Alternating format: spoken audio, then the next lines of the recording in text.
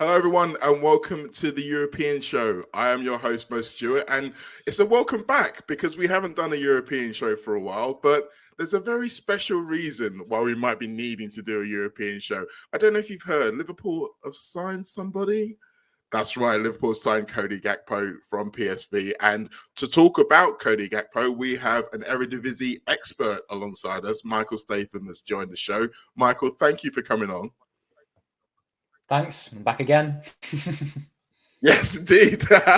Now, this deal kind of was like an extra Christmas present for most of us on Boxing Day. Kind of came out of nowhere. But if you look at the player himself, he does fit a lot of the criteria we see with FSG signings. It's a young player who has experience, coming into prime form recently, but still with the ability to develop further.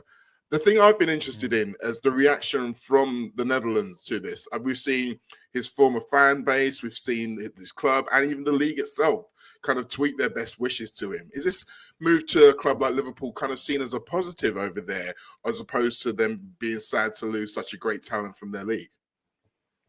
It always is, because you've got a league full of young talents, and that's what they want. They want it to be a stepping stone for bigger things, because they know that if players like Cody Gakpo stay to their 23, they're getting the best out of them, and then improves the league and so on. People stay longer. People know that it will be a great move when they can get it.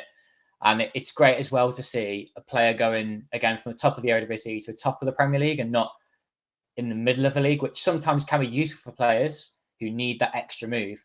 But it's good to see that top club has still got the faith in the league. And I think it's one that is improving still. Yeah, it's always the way. Usually players that stay to the end of the season. So this was a bit of a surprise, but I think it was a surprise that Gakpo stayed over the summer, actually. So this is like bonus. I think he wanted that regular football before the World Cup. It was worth it. And now he's got the move. So it's kind of played out exactly to plan for him, hasn't it? Oh, yeah, very much so. I think there's a lot of talk of the World Cup being a shop window beforehand. And yeah, he more than anyone appears to have used it to his advantage. But I want to talk a little bit more about the Eredivisie in general, because we have already seen the comparisons. I think Matthias Kesman only gets trending every time a player is bought from the Eredivisie. And he's probably kind of sick of it by now. But there is this kind of feeling in England that it's a lesser league, let's just say. But the reality is that it is an improving division, Eredivisie. And if you compare it to, say, the Portuguese League, which Liverpool have taken Luis Diaz and Darwin Núñez from recently, it's at least a comparison, if not better. Yeah, the Eredivisie is a growing league. And if you pay attention to the UEFA coefficient, it's the sixth best league right now in Europe. It's overtaken Portugal.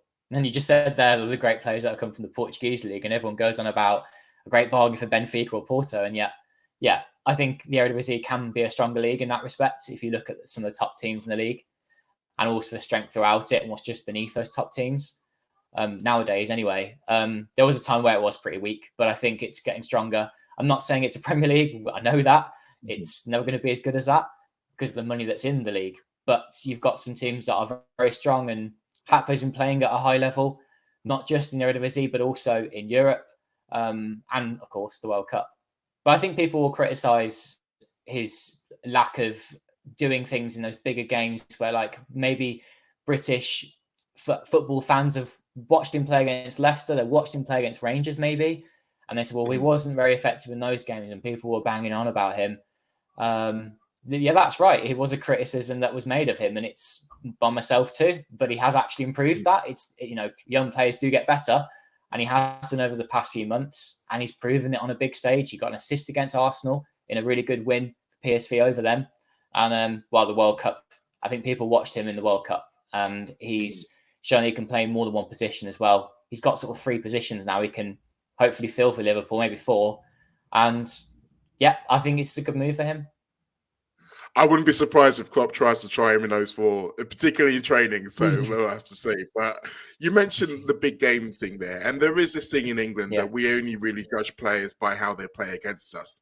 And you mentioned the Conference League games against Leicester, where he was kind of marked out of the game to a certain extent. Although, interestingly, he still found time to put in twice as many crosses as anyone else on the pitch. But I want to talk about the game that I saw him that really kind of marked him out for me, which was the home game against Arsenal, which was just before the World Cup break. Now, Arsenal dominated possession in that game. They had most of the shots, but PSV were the deadlier team, and Gakpo in particular. I mean, the goals that were disallowed, if some of those had been allowed, he would have been a lot more people talking about him. So you say this argument of him not being able to do it in big games. Do you think that that's something that's maybe outdated, and as you say, he's a young player improving? That's one thing that's only going to get better.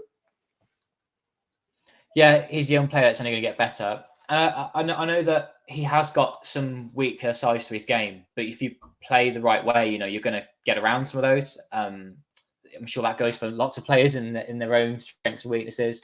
With Cody, it seems that he's better when he has only one player up against him. If he's double, triple marked, he finds that really quite difficult, as most players would. But he tends to thrive when he has a bad space. That much is obvious. And I think if you have him as your only player to get out of a game, let's say that's against Leicester, when he was constantly coming further and further back to get the ball, he can't play this back to goal. He can't play when it's really deep on the pitch. He has to be set free, like Arsenal's high line, for example. Yeah, he can make the most of that. He can make the most of those crosses into the box, if that's a cross or if it's a corner, let's say. Those are his strengths. And coming in and shooting as well. All things that he's developed, obviously. He's not like it's always been a thing for him, but his goal scoring and his crossing is added to that with what else he brings to the way he carries the ball. He's really effective, and he's had to work hard on it. He's had to bat off some of the criticism from Dutch media, then also sort of European football media when he played against British sides before. And fair play to him. Yeah, that bodes well for Liverpool as well, the fact that he's been able to work on those things. Because, again, from the outside, we hear a lot about his speed and his dribbling ability. Sometimes you see players who have those as natural-born gifts, and then you don't necessarily see them adding things to his game. Have you been able to see, you mentioned like his finishing as well. I look at him as a player, I think, not only his acceleration, but it's his balance on the ball. The ability to go both ways with the ball is something that really marks him out for me. Are these things that he's had to add bit by bit, and obviously going into a team like Liverpool, who's going to have maybe a lot more different way of playing, is that going to help him adapt that ability to keep adding bits to his game? Yeah, I think one of the big steps for him was when he played sometimes as a striker for PSV when they needed him to be there, because he could show that he was still really effective in that position too. Not that it's his best position, but against Eredivisie sides, he has got a bit more height and a bit more strength than some of the defenders. That helped him a lot there, where he could use his height, but also just in the box in general. He managed to work out some space. He managed to get the finishing in and show that he's really deadly. And I think he's almost leveled his goals and assists from last season already from 14 Eredivisie games. He's not there yet, but what he was churning out is incredible. Yeah, his strongest position is on the left though, and I think he's had to adapt how teams now see him as a main threat rather than being one of the threats of PSV in the last 18 months in particular. He has found it hard when he's come up against those bigger sides in the Eredivisie as well. But another one of those big moments was in May. He won the Dutch Cup against Ajax, and he was really important in that. He scored a goal from outside the area. It's a great finish. And it was like the trophy that he always wanted as a PSV fan himself, leading that team to something before we moved on. That was a big moment for him. Now, you mentioned that cup final, and the goal he scored in it was fantastic. In fact, those of you out there who will have been devouring every Gakpo compilation out there will have seen that he does strike a decent curler from the outside of the box. Yeah. And having that threat from deep as well as being able to drive into the forward area is going to be something that we see. It's hopefully going to see a lot for Liverpool. But we mentioned the difference, and his versatility has come up a lot. And it's been highly debated because we've seen it in the past where players have come into Liverpool and said, oh, yes, they can play in lots of positions. But the reality is they are largely more effective in one than the others. But I want to concentrate a little bit on what he's been doing with the Netherlands and the way Louis van Gaal has used them. Obviously, like you say, the Netherlands have got better attacking players, so it's harder for opposition to just all focus in on Gakpo. But do you think it's part of that tactical tweak between club and country that's allowed him to be a little bit more effective in the centre than he has been at the few times he's tried it for PSV? I think it's because of what the Netherlands didn't have, that he had to play in that 10 position. It's quite a complex thing. I mean, it came down to the fact there was no strong right winger for the Netherlands, so they couldn't play with wingers out wide. They got a lot of strong defenders, which is why they played 5 at the back. Didn't allow for that. The only time he was allowed to play as a left winger was when the Netherlands were pummeling Argentina. They were 2-0 down, and he was trying to put crosses in for those last 5 or 10 minutes. And boy, did he, because he was up against one player. He just cut inside, launched into the box, and most times it was a pretty accurate cross. But yeah, most of the time he played as a 10, playing behind two strikers, quite pacey players as well. Memphis Depay, Steven Bergwijn are 2 players you can mention there. And I think he benefited from that space, didn't he, around the area behind those players, where he was quite good with his passing and that, but also with his striking. Obviously, the 3 goals he scored from the 3 group games, one from either foot, one from his head, that he can be effective in those areas. You said, has that helped him to be more versatile, be more flexible, that kind of thing? I think so, because I never really saw him as a 10 before, but I knew that he could play there because of what he offered on the ball. But you would lose that crossing ability. He was not that wide. But the Netherlands weren't playing that kind of game. But whenever it was a set piece, he was on corners. So that helped having that part of his game there. I think as a 10, it's opened up his way of playing. He can play in the centre as a striker, but can he play as a 10? The answer now is yes. And Van Gaal saw that he's effective in those areas. That's why he did it. But he didn't expect someone who was going to keep the ball like Frenkie de Jong or anything, because Gakpo will not be playing deeper in his career. I mean, in fact, like his games, scattergun's the wrong word. He's someone who will just go for it, and he will be quite direct, whether that's across a shot. And he's not someone who's going to necessarily keep the ball. In fact, sometimes he was criticised for being a little wasteful from his shooting. But I think PSV benefited far more from him doing that than him not doing that. A player that's similar to that kind of thing is Hakim Ziyech, who would do the same thing. He'd do a lot of shooting and be quite effective for Ajax, who missed some others, of course. But it was worth having. Definitely. And I think, again, you talked about the difference between the other players around him. I think when you've got the likes of Salah and Nunes around who are going to be occupying defenders, that kind of space to come in, advance into from an attacking midfield sounds like it could be kind of perfect for him. Speaking of the players already at Liverpool and how we might adapt, obviously when he comes in initially, there is that gap on the left wing with the injuries to Diaz and Diogo Jota in particular. But once they are back, there's been a lot of talk of what's he going to do, where's he going to play, who's going to play with. I am interested in the potential dynamic between him and Darwin Núñez, whether he's playing from the left and putting in those crosses to a big striker, or if he's playing as the number 10 and maybe feeding off some of the scraps of the same big striker. It seems to me like he might be the Liverpool player who benefits most from having Gakpo in the side. I would agree, particularly from the left wing, but I know a lot can be made of a player having to play a particular position in a side. I think that flexibility will be important. Predominantly, though, I think from the left wing with Núñez is going to be most beneficial. Putting the crosses in. I could see that against Aston Villa, if Liverpool had that player go on the outside as well as the inside, Ashley Young would have had an even harder time of it. So I think that would have been really good for Liverpool against Villa. But going on from there, the game's quite similar to that, where he can have that space, or is he going to be quite deep lying? Well, I mean, he's done it for PSV, but being quite deep lying defenses, and he's been that difference to unlock those defenses at times.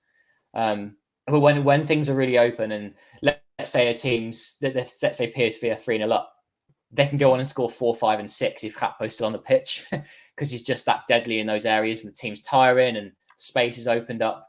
He really benefited from that. I think from the left wing would be his wisest move, if you like, for Klopp to do, because you will get the best of his crossing ability. And I hope he gets put on things like corners as well. I don't have the stat, unfortunately, of how many they've scored this season from him putting crosses into the box, but I can tell you they've scored from a lot of corners thanks to him over those last 18 months.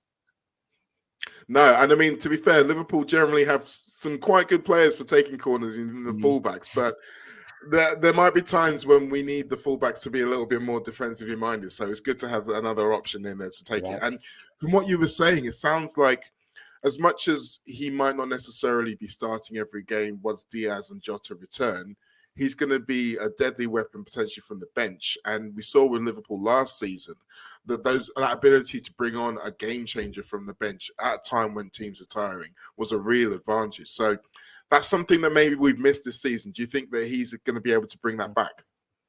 Yeah, especially having 5 subs nowadays, like that is the brilliant thing. You've got half an hour to go, bring on to double, triple sub, and he's one of those players. He will get lots of games, won't he? He's going to be played as a left winger to begin with. You can see him maybe getting benched occasionally for rest or for there's 2 games in a week. He'll come on as a 10. He might come on as a winger. He hasn't been tried really in the right wing position. That is something else, again, could be interesting. But he's always good, though, when he can cut in, whether that's for a cross or a shot. So I can see him being put main in the left. And now that he's played as a 10, yeah, why not? Defensive rate, though, like he does work hard. He's that kind of man, if you like, but he's not someone who's going to always be comfortable getting back time and time again, because you don't get the best out of him then on the counter-attack. But I'm sure that he'll be doing his bit for sure. That was something I wanted to bring up because we have to talk about some of the potential downsides in his game. And one thing that you notice if you look at his numbers, the pressing numbers and particularly defending from the front is not something that he's quite high on. Now, how much of that do you think is down to the way that PSV played and the way teams play against them? And how much do you think is something that he's going to have to really work on to be able to be effective for Liverpool? Women from the Netherlands in the World Cup, their front three weren't doing much of the pressing because they just decided to sit back off teams. And then when they won the ball back, he was really effective and had that space. Yeah, I think it's something he will have to work on. The Premier League is so brutal for that. The pace is high. He has to get back and forwards. No, I think you're right. I think when you look at the way that Liverpool play, it does seem like something that he will have to attempt. But he looks like he has the athleticism to do it. And you've already mentioned he is quite adaptable as a player. So hopefully it's something that he'll pick up. I wanted to talk a little bit more. We've kind of hinted on his ability with his link-up play. And you mentioned as well, there's been some talk about him maybe being wasteful with the ball at times. I want to see if he is going to be playing centrally. Obviously, the ability to link up with his teammates is going to be vital. And it's something that we've seen, again, with Darwin Núñez. His early struggles was maybe down to his inability to do that. Do you think that this is overplayed? Because essentially, you look at the numbers and they aren't great, but then the volume that he's been asked to do it once again is low. So do you think this is something that once he's been required to do it more regularly, he can adapt to? I do. You mentioned his athleticism. That's exactly it. He's athletic, he's physical, which suits Premier League, which some of the players don't have necessarily, that come from the Netherlands sometimes. He's got all those bits to his game he's been developing, especially over those last few months, to be crucial at all times PSV. So, again, you would say that is important. He can do it all the time and consistently against those tougher teams. This is why it's not Leeds and Southampton going for him anymore. It's Liverpool, Manchester United. This is why he's gone to Liverpool. He's earned this move. And Van Gaal has probably helped him a little bit with that as well, that final tweak on persuading top teams, because he can play in a different position and play it really well. But yeah, there are downsides to his game, like every other player, but I think you can get around those with what Liverpool can do. You don't want him in those deeper areas. You don't want him with back to goal. You don't want him playing so deep. I mean, I saw one suggestion, can he play as an 8? I was like, absolutely not. Don't put him anywhere near the deep midfield. Let him be that final third and be important, because that's why he's done so well for PSV. And we've already mentioned the teams. Some teams play over high line. The ones that don't, it has been said that sometimes against the deeper, the packed defenses, that he can sometimes struggle. But again, I think this is a situation where with Liverpool having such other riches in their forward line, teams are going to have to be spending so much time and effort concentrating on him. He is going to be able to get some more space. And you said it yourself that when he's in those positions, his output, his end product now is improved to such a rate that he will still be deadly.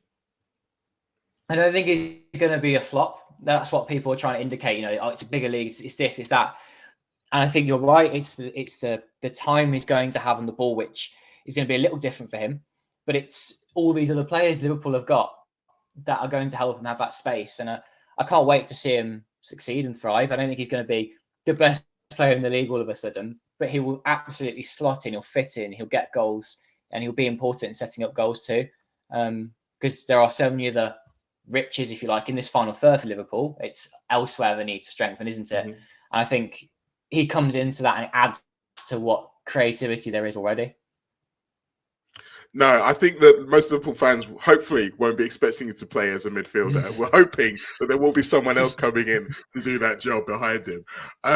Before we leave, though, I want to touch a little bit more about him as a man, because I've kind of mentioned Darwin Núñez a couple of times within this, and I think it's fair to say that Gakpo's got the chance of having an easier adaptation to the league than for Núñez. If you think about his fee is not astronomical. He's not drawing direct comparisons to one of the best players in the world because he signed in the same position at the same time.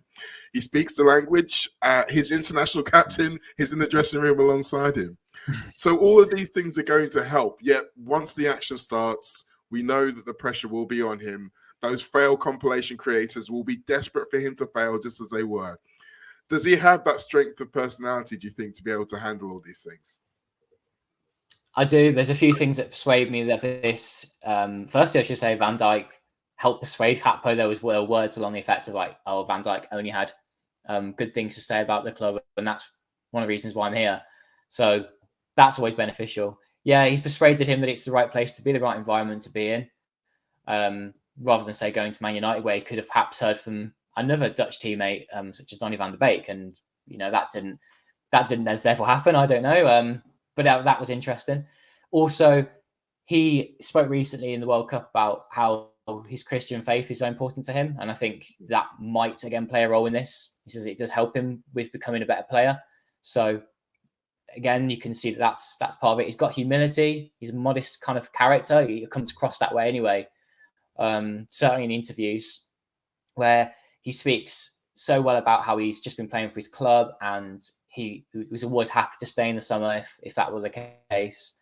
I've been sharing the story to British media about how he signed this massive banner that was in the PSV crowd once, where he literally went over and there was a massive contract that was saying it was for Cody Gakpo to sign to stay at the club in the summer. And he went over and signed it. And he did stay in the end, didn't he, at the club? So that it worked out for him. Yeah, I spoke about this plan, didn't I? He's a clever guy. He's modest enough to say, I don't need to leave. I can stay here and be important for PSV and then my move's going to come anyway. Yeah, 23. He's turned down Premier League clubs already, stayed, increased his output, been pivotal against top sides, won the Dutch Cup and had a great World Cup. So it's what's next for him now, and it's something like this. I mean, it's almost impossible to be able to predict how good someone's going to be beforehand. But all of those things that you mentioned are normally good indicators, and they all seem to be pointing in the right direction. Finally, do you think, from his point of view, coming to Liverpool at this time in his career, as opposed to maybe earlier on, I think about maybe his former PSV teammate, Xavi Simons, who obviously did leave at a very young age and is now back in the Dutch league. Do you think that this is the perfect time and that will help him be able to kick on once he does arrive? Definitely. The best players that leave the Eredivisie are around this age, around 22, 23, 24, where they've gone to the top of the Eredivisie, have done all that they can. They've shown they can do it in Europe. They've been called up to the national team. It tends to only go well for those players. It doesn't always, of course. But there are other players in the Dutch national team that have gone on to do really good things. I mean, Frenkie de Jong is one of them, where he's not had the best time at Barcelona, let's say, but he's still one of the best midfielders in the world. And if he has the right support around him, he's probably the best. He left Ajax not exactly a very young age, and he's able to play at Barcelona, and people think that he deserves more games there. Anyway, him aside, other players have done the same. They're in the Dutch national team now. It's like Denzel Dumfries is an example. He left PSV at a good age. He developed there a lot, got a lot of games there, captained the side there, and has gone on to develop in a different country. And he's a really good, useful weapon for the Netherlands now. You can see that he's continued to do that. He hasn't just fallen away. An example where it hasn't gone well would be people will beware of Ryan Gravenberch. I think I came on this podcast before and talked about him. He's someone who's a very promising player, full of potential, left Ajax, left the Eredivisie way too early as a teenager. Look what's happening. He's on the bench at Bayern Munich, didn't get his World Cup. Gakpo's done the right thing by not moving quite so soon. He has that modesty, he has that confidence, and listens to people around him about what the right thing to do is. So this is the right time to move on. I mean, an example again of where maybe it wasn't quite the right time, what maybe leaving it 6 or 12 months too early to go was Antony. I don't think he should have left Manchester United as early as he did. I think the transfer fee was way too inflated for him. I think Gakpo is the better player than Antony, and I think that Gakpo will now go on to a better time at the top of the Premier League to begin with than what Antony's had because of that. And I think he's left at the right time, and Antony maybe hadn't timed it right.